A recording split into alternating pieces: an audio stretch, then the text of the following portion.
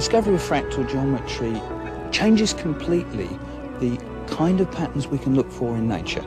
And that is a really fundamental change to the sort of things mathematicians and scientists can do. And that's got to have a big effect. Fractal geometry is already being applied throughout the physical sciences as a way of describing data in a new way. And the dream is that a fractal geometer can describe a cloud as simply as an architect can describe a house. He can use his intricate, repeatable formulas, simple formulas, to describe these unimaginably complex and beautiful shapes, and then communicate them from me to another scientist, to you. Here's not my straight line, build it straight, but here's my ragged formula, but it's very simple. Go build it wild like this. Can sort of think that they might even be the sort of semaphore of nature, of the physical world, of how it tells itself what it's supposed to be. Let's go back to the set and look at some more of the strange flora and fauna of the Mandelbrot Zoo. There's a certain similarity between these shapes. You can recognize they're cousins of each other, and yet they're all different despite their similarity. There's an infinite variety here, just indeed as there is in the world of nature. We see shapes that remind us of elephants' trunks, tentacles of octopi, seahorses, compound insect eyes. There's some connection between the Mandelbrot set and the way nature operates.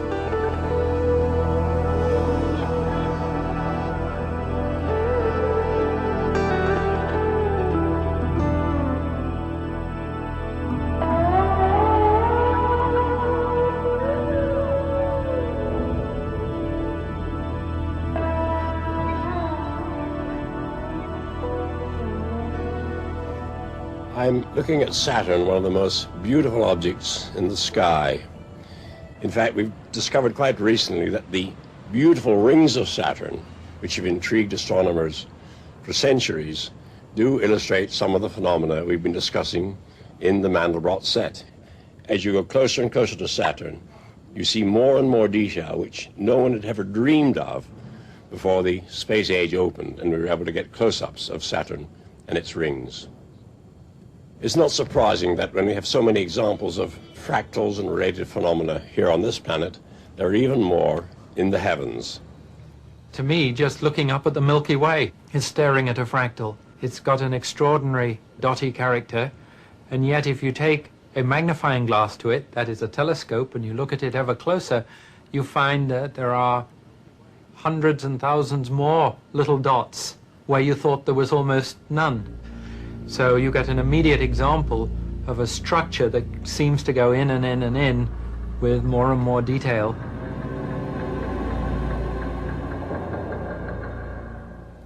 I had the great privilege of having a discussion with the famous cosmologist Stephen Hawking when I passed through London recently.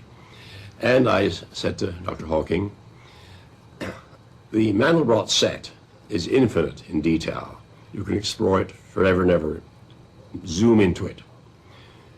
The real universe, however, does seem to have limits. As you go down into the micro world, you get, of course, molecules, atoms, neutrons, and perhaps subatomic particles, quarks. But does the real universe go on forever? Is there a limit, a basement, unlike the Mandelbrot set? In the case of the universe, there seems to be a limiting scale. It is called the Planck length, and it's about 1,000,000 billion times smaller than an inch. This means that there is a limit to how complex a universe can be. It also means that the universe could be described by a theory that is fairly simple, at least on scales of the Planck length. I just hope that we are smart enough to find it.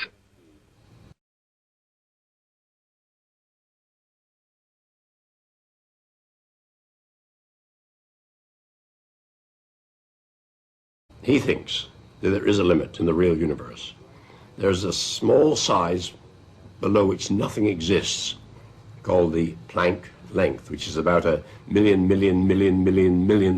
of a centimeter, unimaginably small. But that is the fundamental unit of size, the sort of grittiness of the universe, nothing smaller than that. So perhaps the real universe does end there in smallness, but we're not sure. It may indeed go on forever, like the Mandelbrot set. We just don't know yet.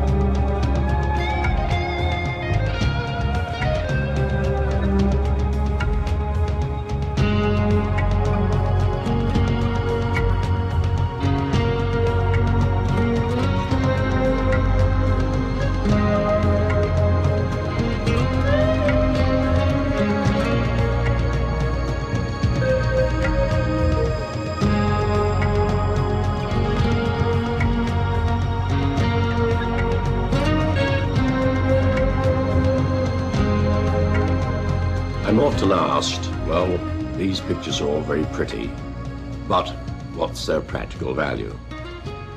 And I'm tempted to answer in the famous words of Faraday, who once said, when someone asked him what use were these experiments playing with wires and magnets, what use is a newborn baby?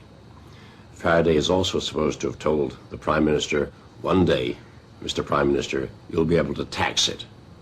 And in fact, fractal geometry, the sort of things we've been demonstrating, has enormous commercial value. I think the discovery of the Mandelbrot set and of fractals in general is very important. It's important at the moment on an intellectual level more than hardcore technological level. There are some applications, but it's not yet put an important new gadget into every home, whereas things like the silicon chip certainly have. So most mathematical developments are like this. The ideas must come first, and then you have to translate them into practical things. And you can already see the beginnings of that translation occurring. No longer do you have to draw a straight line through your data to make science of it. You could actually draw some fractal curve through it, or measure some fractal dimension of the data and do science. So the first application is in terms of a better description of the physical observable world.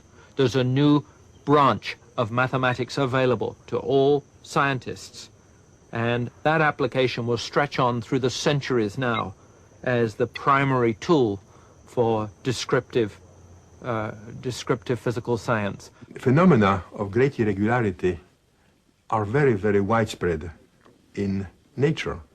In the study of what's called condensed matter, polymers, such physical problems, one finds shapes of extremely great complication. These shapes could not be examined as geometric shapes before because there was no language to describe them. One couldn't describe the shape. One could only say things indirectly about them, saying, if you make such and such measurement on them, you'll get such a result. But that is in a certain sense a shadow of the object. It's the effect the object had on a certain